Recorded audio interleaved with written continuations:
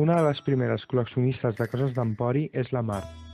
Amb dobleses felines, quan estava bones, s'allargassa mansa i riallera en la llongada i ronronejant festosa llepa manyagament als peus de la ciutat.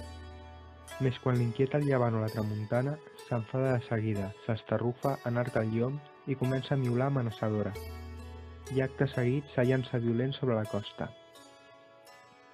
El moll grec, com un gegant masell, li para el primer cop amb ses espatlles, i en sus carreus ciclòpics s'hi esberlen una a una les onades. Però l'esperó de l'obstacle no fa més que enfarestir-la, i reculant per reprendre alè, s'allança amb nova fúria a l'atac. Sos escumalls de ràbia munten en l'aire i recauen, fets alba polseguera com una llau de neu. Falls tèrbols i bronzents se precipiten a l'altra banda dels cuis i promontoris, i res és ja prou per aturar-los i l'embestida.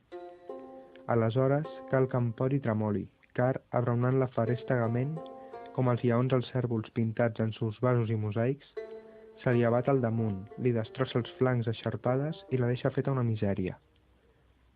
Rampant per la sorra acarenada de la duna, bota per damunt la mota de la carretera i cau dins l'antic port, com si volgués tornar a prendre'n possessió.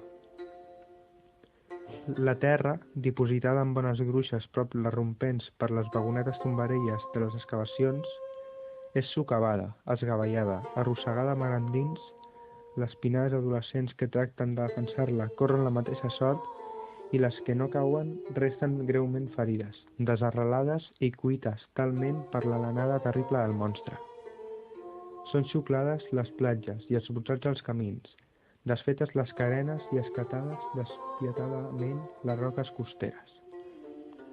Tot li paga son delma de sang, i com si no més que amb aquesta s'apaivagués la seva fúria, així que fet el mal s'atempera a poc. Minva son udol frenètic que omplia cel i terra, i a través de les flotes d'escuma comencen a negrejar desferres i esculls. Víctor Català, Records d'Empori, Reial Acadèmia de Bones Lletres de Barcelona.